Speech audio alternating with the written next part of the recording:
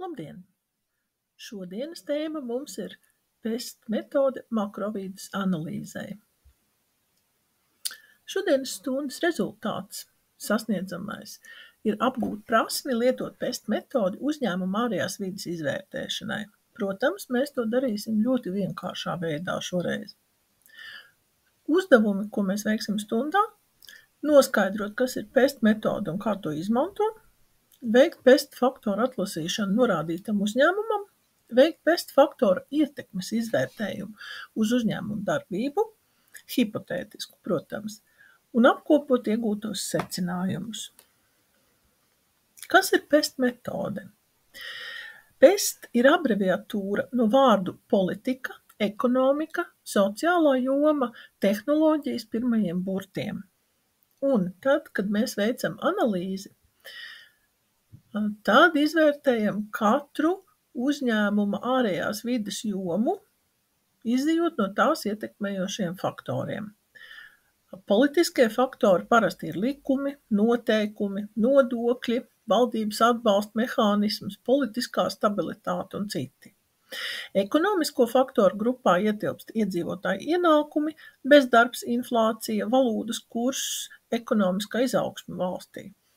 Sociālie faktori ir iedzīvotāju dzīvesveids, mobilitāte, kultūra, demogrāfija, izglītības līmenis, arī vides aizsardzības tendences. Tehnoloģiskie faktori ir jaunas tehnoloģijas, informācijas tehnoloģijas, procesu automatizācija.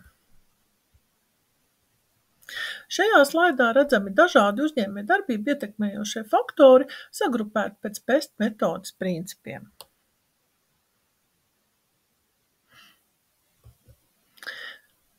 Kādas ir PEST metodes priekšrocības? Visaptverošs skats PEST analīzē ļauj uzņēmumiem iegūt plašu priekšstatu par ārējo vidi, kas var ietekmēt to darbību. PEST analīze palīdz arī identificēt gan iespējas, gan dažādus riskus uzņēmumu darbībai. Tā ir vienkārša un saprotama.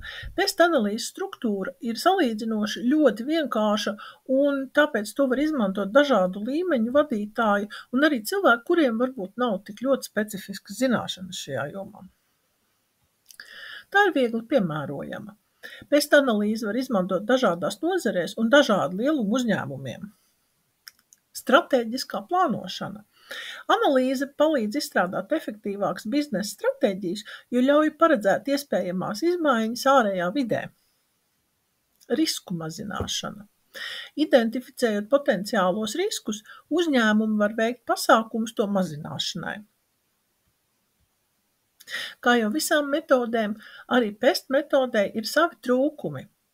Pirmais – vispārīgums. PEST analīze sniedz vispārīgu priekšstatu par ārējo vidi, bet var nepietikt ar to, lai pieņemtu konkrētus lēmumus. Subjektīvums. Analīzes rezultāti var atšķirties atkarībā no veicējiem, jo dažādi cilvēki interpretē informāciju atšķirīgi. Dinamiskā vide. Ārējā vide pastāvīgi mainās, tāpēc PEST analīze ir jāveic regulāri, lai tā būtu aktuāla. Tā bieži vien neņem vērā mikrovides faktorus, kas ir ļoti nopietni. PEST analīze koncentrēs uz ārējiem faktoriem un neņem vērā tādus nozīmīgus faktorus kā konkurentus vai piegādātājus. Salīdzinājumā ar citām metodēm, piemēram SWOT jeb SWID, kas pēta iekšējos faktorus, PEST analīze koncentrējas tikai uz ārējo vidi, un šīs abas metodes lieliski papildina vienu otru, sniedzot pilnīgāku priekšstatu par uzņēmumu situāciju iekšējā un ārējā vidē. Salīdzinājumā ar Portera 5 konkurences spēku modeli PEST analīze sniedz plašāku priekšstatu tieši par ārējo vidi, bet Portera 5 spēki analizējot vairāk koncentrējas tieši uz nozares konkurenci. Salīdzinājumā ar scenāriju plānošanu, PEST analīze ir viens no scenāriju plānošanas instrumentiem, kas palīdz identificēt iespējamos nākotnes scenārijus.